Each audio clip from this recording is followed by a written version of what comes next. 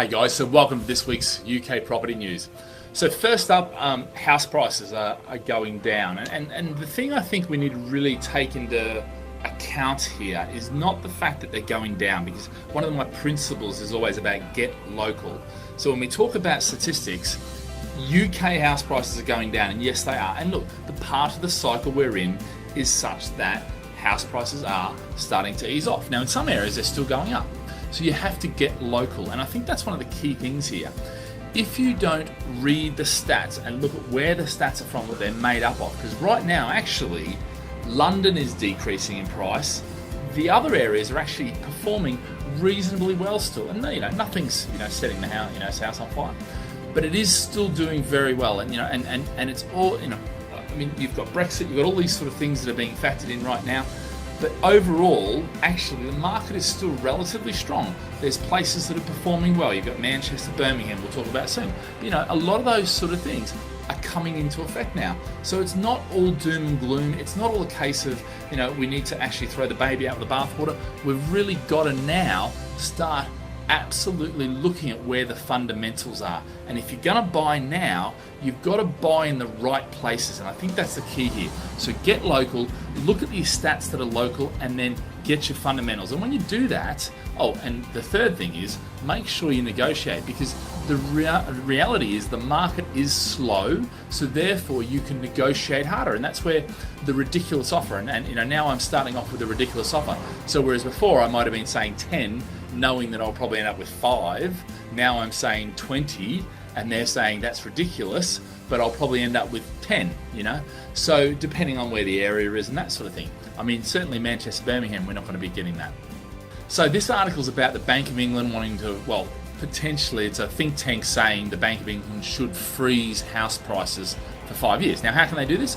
Well, by really clamping down on the availability of mortgages, which, I kind of look at this and think, aren't they already doing this? I mean, look, make no mistake, if you look in London, it's a different story than if you look outside London. And sure, Manchester, Birmingham, Leeds, and a few other places are doing quite well. You're hearing about Edinburgh now, you're hearing about Cardiff, you're hearing about some of these other major cities are now going to start to play, and we'll start talking about them, each week as we sort of grow into this and talk about different things, because those areas are starting to take off. But if you step outside the major cities, what growth has really happened over the last 10 years? And they want another 5 years? See, the thing is, I look at it this way. If you sprain your ankle, you go and you fix your ankle, you put some attention to your ankle. So if you've got places that aren't performing very well, put some attention to them. But that doesn't mean that you should ignore the rest of the body and say, right, I'm going to take everything out of London and put it into wherever it might be, Glasgow. Nothing against Glasgow property, but the reality is, you put some attention to it. And I think that's the problem now, is the government really is doing these big projects, HS2 and that sort of stuff, which are going to benefit certain places along the way. But are they really going to benefit these little towns and that sort of stuff? And my concern is they aren't, and that's one of the reasons why now I'm pretty much off investing in small towns. I'm talking about less than 100,000 people or population. Those sort of areas, unless you've got specialist knowledge and a specialist strategy for that area, then fine, no problems. But on the level that I look at, where I'm investing in an area because I want to see capital growth and income return, and I want people, available to rent my property all the time, I'm not looking at those sort of places. So let's talk about Manchester, Birmingham. I mean, these are going to feature quite a bit over the next probably year or two. While the market there is still fantastic. You talk about the success of the city, about the cranes in the sky. Go take a look at their skyline. It is amazing how much is happening there.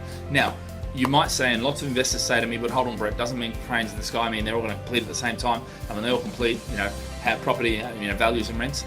Well, yes and no. See, the increase in the fundamentals is what really counts. And that's actually what we really want to look for, is the increasing fundamentals from shops, schools, transport links, major employers, major investment, all these sort of things that go into fundamentals. And that's what we want to do.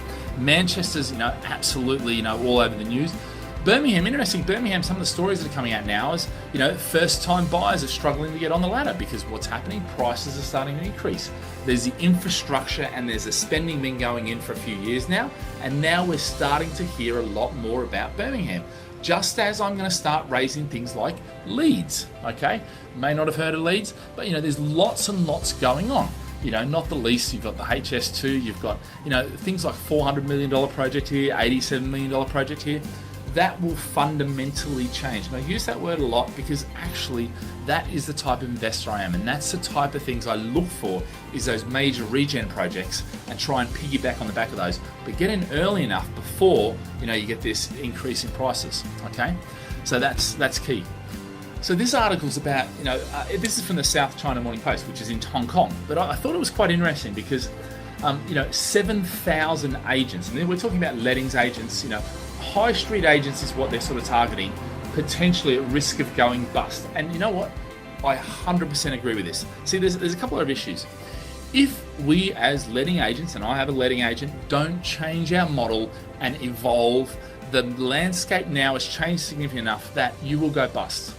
Tenant fee ban as of April next year, which means we can't charge tenants, which means we can't tie them down to taking a property, which means they're free to do whatever they want, which means it can take longer for your property. You've got more void periods, you've got the added costs of who's going to pay for referencing and all these sort of things. There's so many aspects which, if a letting agent isn't able to be handle the disruption, handle the change, then they're stuffed. And 7,000 they're quoting.